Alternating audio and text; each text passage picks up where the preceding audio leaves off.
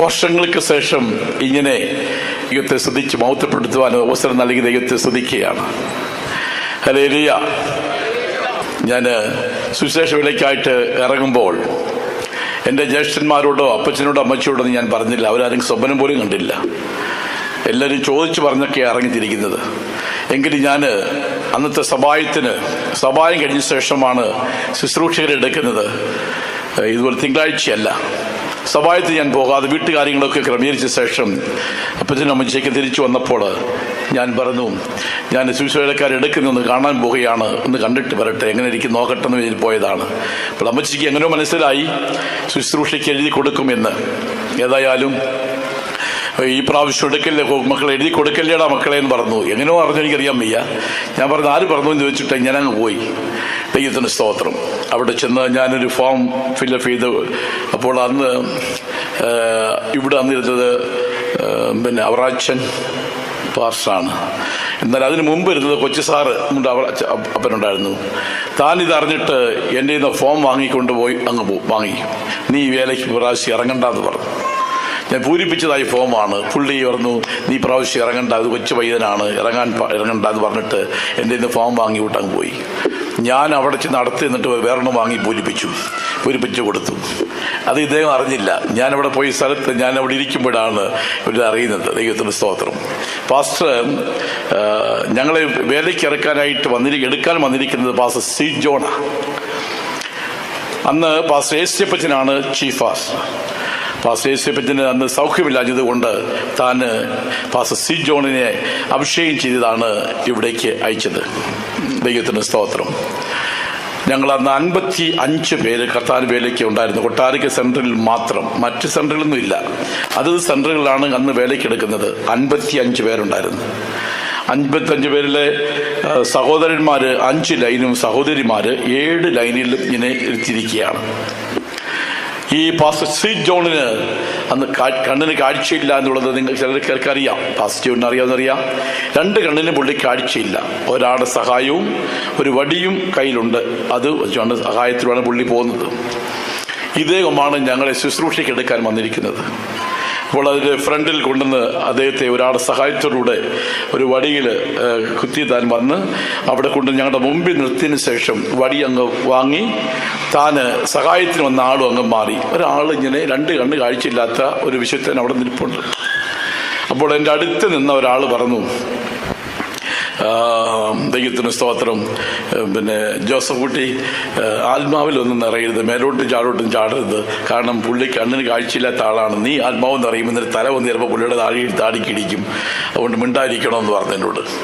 അപ്പോൾ ഇദ്ദേഹം പറയുന്ന ആത്മാവല്ലല്ലോ. ഞാൻ ഇങ്ങനെ പ്രാർത്ഥിച്ചുകൊണ്ടിരിക്കുക, കർത്താവെ വിശുദ്ധന്മാരെ ശുശ്രൂഷയാൻ കൊള്ളാമെങ്കിൽ എന്നെ കർത്താവിന് വിലക്കെടുക്കണമേ എന്ന് പറഞ്ഞ് ഞാൻ പ്രാർത്ഥിച്ചുകൊണ്ടിരിക്കുക. ദൈവത്തിന് സ്തോത്രം. അങ്ങനെ പ്രാർത്ഥിച്ചുകൊണ്ടിരുന്ന സന്ദർഭത്തിൽ പരിശുദ്ധാത്മാവ് വലിയൊരു ശക്തി അവിടെ ഇറങ്ങി.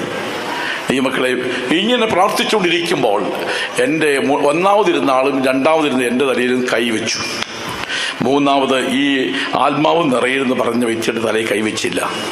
അന്ന് ഇതുപോലെ ഇന്ന് ടെസ്റ്റ് നടത്തി അല്ലെങ്കിൽ നേരത്തെ ചോദിച്ച് പറഞ്ഞിട്ട് കൊണ്ടുവെക്കുന്ന പരിപാടിയില്ല. അന്ന് പരിശുദ്ധാത്മാവ് ആരെ എടുക്കുന്നു അന്ന് അതാ എടുപ്പ്, അല്ലാത്തൊരു മാറ്റം. അന്ന് 5 പേരെ വേലയ്ക്ക് എടുത്തില്ല, 5 ബാക്കിയുള്ളവരെടുത്തു.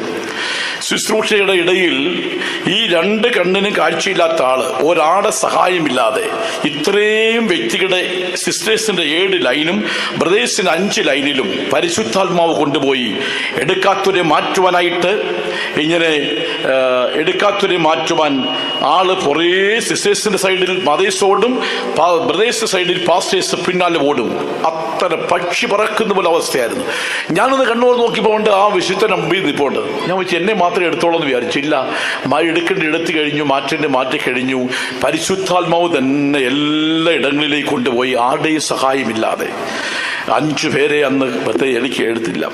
അതിനുശേഷം അന്ന് തന്നെ ആക്കിയ സ്ഥലത്ത് നിന്ന് അവിടുന്ന് തന്നെ പിടിച്ച് കൊണ്ടുപോകുന്ന സമയത്ത് ടെലിഫോണിൻ്റെ അരികെ വന്നപ്പോൾ ബെല്ലടിച്ച് കറക്റ്റ് ടെലിഫോൺ ബെല്ല് പാസ്റ്റർ യേശുപ്പച്ചൻ വിളിക്കുകയാണ്. പാസ്റ്റർ സി ജോൺ ഉണ്ടോ? അതെ, അടുത്തുണ്ട് പാസ്റ്റർ എന്ന് പറഞ്ഞു. താൻ കൈ കൊടുക്കാൻ പറഞ്ഞു. ഫോൺ റിസീവർ കൈ കൊടുത്തു. താൻ ഇങ്ങനെ പാസേഴ്സിനെ പറഞ്ഞു, ഇത്ര ബ്രദേഴ്സ്, ഇത്ര സിസ്റ്റേഴ്സ്, ടോട്ടൽ ആകെ 55 പേര് ശുശ്രൂഷയ്ക്കിരുന്നു. ഇത്ര ബ്രദേഴ്സ്, ഇത്ര സിസ്റ്റേഴ്സിനെ വേർതിരിച്ചു, ഇത്ര പേരെ തള്ളി. കറക്റ്റാണോ എന്ന് കർത്താവിനോട് സംസാരിച്ചെന്ന് പറഞ്ഞു. അതേ പാസ്റ്റർ എന്ന് പറഞ്ഞിട്ട്, ദൈവമക്കളെ, ഒരു വ്യത്യാസമില്ലാതെ ഇവിടെ പരിശുദ്ധാത്മാവ് വേർതിരിക്കുമ്പോൾ പാസ്റ്റേഴ്സിനോട് പറഞ്ഞു എത്ര പേരെ വേർതിരിച്ചു, എത്ര പേര് വേർതിരിച്ചില്ല എന്ന്.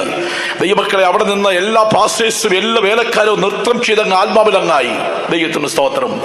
അങ്ങനെയാണ് ദൈവത്തിന് ശുശ്രൂഷയ്ക്കായിട്ട് 74 എന്നെ കർത്താവ് വേലയ്ക്ക് വേർതിരിച്ചത്. ദൈവമക്കളെ, അന്നു മുതൽ ദൈവത്തിന്റെ കൃപയാല്, മുമ്പേ നമ്മുടെ വടവോട്ടെ കുഞ്ഞുച്ചാൻ സാക്ഷി പറഞ്ഞപോലെ അപ്പച്ചൻ പറഞ്ഞതുപോലെ, വാസ്തവമായിട്ട് ദൈവസ്നേഹത്തിൽ, വിശുദ്ധന്മാരുമായുള്ള സംസർഗത്തിൽ, ഐക്യതയിൽ, സ്നേഹത്തിൽ ഒന്നായി ജീവിപ്പാൻ, അവരോട് കഷ്ടപ്പെടുവാൻ ദൈവം എനിക്ക് ഭാഗ്യം തന്നു. ദൈവത്തിന് സ്തോത്രം. അന്ന് മുതൽ ഇന്ന് വരെ ഞാനൊരു സെൻട്രൽ ചുമതലയായിട്ട് എന്നെ വെച്ചിരിക്കുന്നു, കറക്റ്റാണ്. പക്ഷേ ഞാൻ കൊച്ചു വൈദ്യനെ പോലെ ഇപ്പോഴും ഞാൻ എല്ലാ വേലകളും ചെയ്യും. അതാണ് ഇന്നത്തെ എൻ്റെ ആരോഗ്യസ്ഥിതി. ഹല്ലേലൂയ. എല്ലാം ചോദിക്കും, എപ്പോൾ എന്തെങ്കിലും രോഗമുണ്ടോ കഷ്ടമുണ്ടോ എന്ന് ചോദിക്കും. ഞാൻ പറയും ഒന്നുമില്ലെന്ന് പറയും.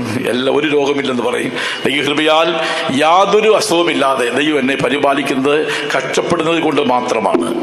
ശരീരത്തിൽ വേണ്ട സാധാരണ പറയുന്നുള്ള അസുഖങ്ങളും ഒന്നും ദൈവകൃപയാൽ ഒന്നുമില്ല. ദൈവമക്കളെ, ഇപ്പോഴും ഞാൻ 2 പേരുടെ ജോലി ചെയ്യും, ജോലിക്കാരുടെ കൂടെ തന്നെ ജോലി ചെയ്യും. കാരണം ഒരു സെൻട്രൽ ബാസ് എന്ന് പറയുന്നത് തന്നെ അങ്ങനെ പറഞ്ഞുകൊണ്ടിരിക്കുന്നെങ്കിൽ നികളമാണ് അത് ഞാൻ അനുസരിക്കുന്നത്. അത് ഞാൻ ആര്? ഒരു സാധുവായ മനുഷ്യൻ. എല്ലാ ദൈവമക്കളോടെ എല്ലാ സ്ഥലത്തും എല്ലായിടങ്ങളിലും കഷ്ടപ്പെടുന്ന അധ്വാനിക്കണം. അതാണ് ഞാൻ ചിന്തിക്കുന്നത്. അധ്വാനിക്കുന്ന കഷ്ടപ്പെടുന്ന ദൈവമക്കൾക്ക് നിശ്ചയമായി പ്രതിഫലമുണ്ട് ദൈവമക്കളെ. അല്ലേലൂയ. അതുകൊണ്ട് വേലക്കാരായാലും വിശ്വാസികളായാലും കഷ്ടപ്പെടണം. അവർക്കൊരു പ്രത്യേകമായിട്ടുള്ള ആരോഗ്യമുണ്ട്, ബലമുണ്ട്. ഒരു രോഗമില്ലാതെ ദൈവം സൂക്ഷിക്കും. ദൈവത്തിന് സ്തോത്രം. ആരംഭത്തിലുള്ള വിശുദ്ധന്മാരുടെയും അവിടെ പാത പിന്തുടരുന്നൊരു അനുഭവം ഞാൻ എൻ്റെ ചെറിയ പ്രായത്തിൽ ഓർക്കുന്നു. വെലങ്ങര സഭയിൽ അവിടെ ഒരു പാട്ട് പാടുമ്പോൾ, 2ാമത്തെ പാട്ട് പാടുമ്പോൾ എല്ലാവരും അങ്ങ് എഴുന്നേറ്റ് നിൽക്കും. പ്രത്യേകിച്ച് നിൽക്കുന്ന സഹോദരന്മാരാ. അന്ന് പഴയ ആൾക്കാരുള്ളവർക്ക് മാത്രം അറിയാം. അവർ എഴുന്നേറ്റ് കൈയങ്ങൾ കോർക്കും. സഹോദരിമാർ അപ്പോൾ എഴുന്നേറ്റ് കൈകളെ കോർക്കും. ആത്മാവിൽ അങ്ങ് നൃത്തം ചെയ്യും. അതിനിടയിൽ കൈ ഓർക്കുമ്പോൾ അതിനിടയിലുള്ള ആരെങ്കിലും ഒരാളെങ്കിലും അഭിഷേകം പ്രാപിക്കാതെ ഉണ്ടെങ്കിൽ അവർ അഭിഷേകം പ്രാപിച്ചിരിക്കും. അതായിരുന്നു അന്നത്തെ ഉണർവ്. ഇന്ന് വെല്ലങ്ങറയിൽ അങ്ങനെ ഒരു ലെവൽ അതിൻ്റെ ഒരു 4-1 പോലും ഉണ്ടെന്ന് എനിക്കറിയാൻ വയ്യ. അന്നത്തേതായ ഉണർവിൻ്റെ ശക്തിയാണ് വാസ്തവമായിട്ട് എന്നെ ഈ ശുശ്രൂഷയ്ക്ക് എന്നെ ഉത്സാഹിപ്പിച്ചത്. അവറാച്ചൻ പാസ്റ്റർ ഇവിടെ ഉള്ള സമയത്ത് ഞങ്ങളെ കുറച്ച് ചെറുപ്പക്കാരെ വലിയ ഉയരമുള്ള പാറകളിൽ കൊണ്ടുപോകും. പെട്രോമാസ് എടുത്ത് ചുമക്കുന്ന ഞാനാണ്. തലയിൽ വെച്ച് ഇങ്ങനെ പോകും, കത്തിച്ച് ഇങ്ങനെ പോകും. വേറൊരാൾ ഡ്രം എടുക്കും. അങ്ങനെ ചെറുപ്പക്കാർ കുറച്ച് പേര് മലകളിൽ പോയിട്ട് ഒരു കോളാമ്പൂർ പോലുള്ള ഒരു സാധനം ഉണ്ടാക്കും. അതിനെടുത്ത ശേഷം അതുകൊണ്ട് വാക്യങ്ങൾ വിളിച്ചു പറയുക. ഞങ്ങൾ വാക്യങ്ങളെല്ലാം വിളിച്ചു പറയുമ്പോൾ അവിടെ അടുത്തുള്ള വീട്ടുകാരൊക്കെ ഹിന്ദുക്കളോ എല്ലാ മറ്റ് ജാതിപ്പെട്ടവർക്കുണ്ട്. ഞങ്ങൾ വിളിച്ചു പറയുന്ന വചനങ്ങൾ കേൾക്കുമ്പോൾ ഞങ്ങൾക്ക് രാത്രി 12 മണിക്ക് 10 മണിക്ക് 11 മണിക്കൊക്കെയാണ് ഞങ്ങൾ കട്ടൻ കാപ്പി ഇട്ടുകൊണ്ട് തരും. ഞങ്ങൾ പാറയുടെ മുകളിൽ കൊണ്ട് തരും. ഞങ്ങൾ ദൈവത്തെ സ്തോത്രം. ഇത് കഴിഞ്ഞ ശേഷം തിരിച്ചു വരുമ്പോൾ 12 മണി 1 മണിയൊക്കെ ആകുമ്പോൾ തിരിച്ചു വരുമ്പോൾ അന്ന് അർദ്ധരാത്രിയിൽ ഇതൊക്കെ വിളിച്ചു പറഞ്ഞാൽ ആർക്കും ഒരു പ്രോബ്ലം ഇല്ല. എല്ലാവർക്കും സന്തോഷമാണ്. ഓരോ മലകളിൽ കൊണ്ടുപോകും. അങ്ങനെയാണ് സുവിശേഷ പ്രവർത്തനത്തിന്റെ തുടക്കം.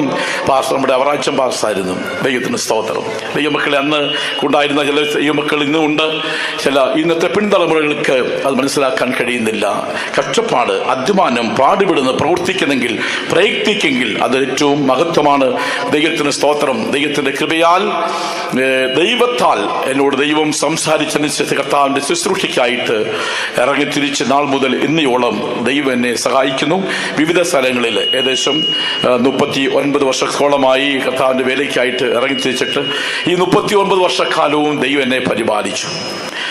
ഞാൻ കർത്താവിന്റെ വേലയ്ക്ക് ഇറങ്ങിയ ശേഷം പിന്നെ ജനിച്ച് വളർന്നിട്ട് കല്യാണം കഴിച്ച കുഞ്ഞുങ്ങളൊക്കെ ഉള്ളവരൊക്കെ ഉണ്ട്.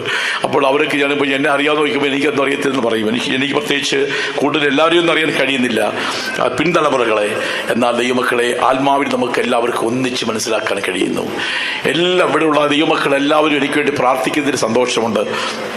കൃപയാൽ കർത്താവിന്റെ വേലയ്ക്ക് ഇറങ്ങിയ ശേഷം എന്നെ ട്രെയിനിങ് ആയിട്ട് മദ്രാസിൽ വിട്ടതൊന്നുമില്ല. നിന്നെ മദ്രാസിൽ നിന്ന് വിടുന്നില്ല, നീ പോയാൽ അവിടെ കിടന്ന് ചത്തുപോകുന്നു പറഞ്ഞുകൊണ്ട് എന്നെ വിട്ടില്ല, എന്നെ ഇവിടെ നിർത്തിയിരുന്നു. ദൈവത്തിന് സ്തോത്രം. അതും എനിക്കൊരു നഷ്ടമായെന്ന് ഞാൻ ചിന്തിക്കുകയാണ്. അവിടെ പോയിരുന്നെങ്കിൽ പല ഗുണങ്ങളുണ്ടായേനെ, പല ഭാഷകൾ പഠിക്കാൻ കഴിഞ്ഞെന്നെ, അങ്ങനെ എല്ലാ നിലയിലും നല്ലതായിരുന്നു തന്നെ. പക്ഷെ എന്നെ വിട്ടില്ല. ഇവിടെ എന്നിട്ട് എന്നെ പഠിപ്പിച്ചത്, ഇവിടെ 1 വർഷക്കാലം എനിക്ക് ട്രെയിനിങ് എന്ന് പറയുന്നത് മാർക്കറ്റിൽ പോവുക, അവിടുത്തെ വേല ചെയ്യുക, മറ്റു കാര്യങ്ങൾ ചെയ്യുക, ഇതൊക്കെയായിരുന്നു നമ്മുടെ ട്രെയിനിങ്. ദൈവത്തിന് സ്തോത്രം. പിന്നെ എന്താ പഠിക്കാനാ? ഒരു ബൈബിൾ സ്റ്റഡി പോലും കിട്ടിയിട്ടില്ല, ഒരു പ്രാർത്ഥന പോലും കിട്ടിയിട്ടില്ല, ഒരു ഉപവാസ പ്രാർത്ഥന പോലും കൂടാൻ കൊടുത്തിട്ടില്ല. കാരണം അന്നത്തെ കഷ്ടപ്പാടുകൾ, അധ്വാനം, പ്രവർത്തിക്കണം, രാവും പകലും പ്രവർത്തിക്കുന്ന. രാത്രിയിൽ ഇപ്പോൾ ഉമ്മന്നൂരിരിക്കുന്ന അമ്മച്ചിയാണ്, കുട്ടിയമ്മച്ചിയാണ്, അന്ന് രാത്രി 12 മണിക്കും 1 മണി വരെ എനിക്ക് പണി കാണും. അന്ന് ബാപ്പാല ശോശമ്മച്ചിയാണ്, സെൻട്രമ്മച്ചിയാണ്. അമ്മച്ചി പറയും, ജോസഫ് കുട്ടിക്ക് വേണ്ടി സമയം നോക്കി ആഹാരം കൊടുക്കാൻ നിൽക്കേണ്ട, രാത്രിയിൽ അർദ്ധരാത്രി കഴിയുമ്പോൾ 11 മണി കഴിയുമ്പോൾ എന്തെങ്കിലും കൊടുത്തതിന് ശേഷം, അല്ല ബ്രെഡോ എന്ന് കൊടുത്തതിന് ശേഷം കുട്ടിയമ്മ നീ ഉറങ്ങിയാൽ മതി എന്ന് പറയും. കാരണം അപ്പോഴും എൻ്റെ പണിയാണ്. ദൈവത്തിന് സ്തോത്രം. ദൈവമക്കളെ, ദൈവീയമായ ദൈവത്തിൽ സന്തോഷിച്ച് കഷ്ടപ്പെട്ട് അധ്വാനിച്ച് പാടുപെട്ടത് കൊണ്ട്, പ്രവർത്തിച്ചത് കൊണ്ട്, വിശുദ്ധന്മാരെ ശുശ്രൂഷിച്ചതിനാലും തന്നെ നാമത്തോട് കാണിക്കുന്ന നന്ദി മറന്നു കളവാൻ കൊണ്ട് അനീതിയുള്ള ദൈവമല്ലെന്ന് കാണുന്ന പോലെ അങ്ങനെയുള്ള പ്രവർത്തനത്തിൽ ഏർപ്പെടുവാൻ ദൈവം സഹായിച്ചതിൽ വിശുദ്ധന്മാരെ ശുശ്രൂഷിക്കുവാനും കഷ്ടപ്പെടുവാനും പ്രവർത്തിപ്പാനും അധ്വാനിക്കുവാനും ഒക്കെ ഇടയായിത്തീരുന്നത് ഏറ്റവും വലിയ ഭാഗ്യമായി നീ പറയുകയാണ്. കൃപയാൽ നിങ്ങളുടെ എല്ലാവരുടെയും പ്രാർത്ഥനയാൽ ഞാൻ സന്തോഷമായിരിക്കുന്നു. ഇപ്പോൾ നമ്മുടെ സ്വദേശത്ത് തന്നെ കൊട്ടാരക്കരയിൽ വന്ന് ഒരു ചെറിയ വേലക്കാരനായിട്ട് കർത്താവിന് വേല ചെയ്യുക. നിങ്ങളെല്ലാവരോടും ചേർന്ന് എനിക്ക് വേണ്ടി പ്രാർത്ഥിക്കണമേ. നമുക്കൊന്നിച്ച് സന്തോഷമായിട്ട് ഒരു മനസ്സോടെ ദൈവസ്നേഹത്തെ നിറഞ്ഞ് ദൈവം കൃപ നൽകട്ടെ. ഇപ്പോൾ എൻ്റെ മനസ്സിൽ ഒരു 16 വയസ്സുള്ള ചെറുപ്പക്കാരനെ പോലെയാണ് എൻ്റെ ചിന്ത. മനസ്സിൽ എൻ്റെ മനസ്സ് മൊത്തം അതാണ്, ഒരു 16 വയസ്സേ ഉള്ളെന്നുള്ളതാണ്. അതുകൊണ്ട് ഈ എല്ലാ കാര്യങ്ങളിലും പ്രവർത്തിക്കുന്ന കാര്യത്തിൽ എല്ലായിടത്തും നമുക്കൊരു പ്രായത്തിൻ്റെ അനുഭവം ഓർക്കുന്നില്ല, ഒന്നുമില്ല. എങ്കിലും ദൈവമക്കളെ, നമ്മുടെ അപ്പച്ചൻ്റെ സാക്ഷി പറഞ്ഞല്ലോ 100 വയസ്സ് കഴിഞ്ഞെന്ന്. അങ്ങനെ നോക്കാമെങ്കിൽ എനിക്കൊന്നുമില്ല. ദൈവത്തിന് സ്തോത്രം. അങ്ങനെ ദൈവമക്കളെ, ഇവിടെ ഇരിക്കുന്ന പലരും അവരെ കർത്താവിൻ്റെ വേലയ്ക്കായിട്ട്, ഇവിടെ ഇരിക്കുന്ന നമ്മുടെ അമ്മച്ചിയും കർത്താവിൻ്റെ വേലയ്ക്ക് വന്നിട്ട് 51 വർഷമായി. 51 വർഷം അല്ല, അതെ, 51 വന്നു. 51 കർത്താവിൻ്റെ വേലയ്ക്ക് വന്നു. അമ്മച്ചി കർത്താവിൻ്റെ വേലയ്ക്ക് വരുമ്പോൾ ഞാൻ ജനിച്ചിട്ട് പോലുമില്ല. ദൈവത്തിന് സ്തോത്രം. അങ്ങനെയുള്ള അവസ്ഥയിൽ ദൈവത്തിന്റെ ശുശ്രൂഷയ്ക്കായിട്ട് ഇറങ്ങിത്തിരിച്ചതായ ശുശ്രൂഷകരെ പാതയും കഷ്ടപ്പാടും അധ്വാനവും പട്ടിണിയും പ്രയത്നങ്ങളും ദൈവമക്കളെ വാസ്തവമായിട്ട് നമുക്ക് എത്രമാത്രം പറഞ്ഞാലും നമുക്ക് പോരാ.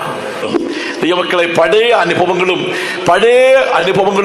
ഉണ്ടായ അനുഭവങ്ങളും കഷ്ടപ്പാടുകളും അധ്വാനവും പാടുപെട്ടതും പ്രവർത്തിച്ചതും വേലയുടെ ആരംഭ അനുഭവങ്ങളൊക്കെയും ഇന്നത്തെ തലമുറകൾ കേൾക്കേണ്ടത് തന്നെയാണ്. വാസ്തവമായിട്ട് അതൊക്കെ കേൾക്കുമ്പോൾ നമുക്ക് വലിയ സന്തോഷമാണ്, ആനന്ദമാണ്. ദൈവമക്കളെ, ദൈവീയമായിട്ടുള്ള ഒരു കാഴ്ചപ്പാട് നമുക്ക് ആവശ്യമാണ്. ദൈവകൃപ പ്രാപിച്ചുകൊണ്ട് നാം പ്രത്യാശയോട് ജീവിക്കുന്നെങ്കിൽ ദൈവം നമ്മെ നിശ്ചയമായിട്ട് മാനിക്കും. ദൈവം നമ്മെ സഹായിക്കട്ടെ. ഇങ്ങനൊരു വലിയ ഐക്യതയുടെ അനുഭവം ദൈവം തന്നനായ ദൈവമക്കൾ ചെന്ന് സ്തോത്രം ചെയ്യാം. സ്തോത്രം, സ്തോത്രം, സ്തോത്രം, സ്തോത്രം, സ്തോത്രം, സ്തോത്രം, സ്തോത്രം. ഹല്ലേലൂയ. സ്തോത്രം, സ്തോത്രം, സ്തോത്രം, സ്തോത്രം, സ്തോത്രം, സ്തോത്രം, സ്തോത്രം, സ്തോത്രം.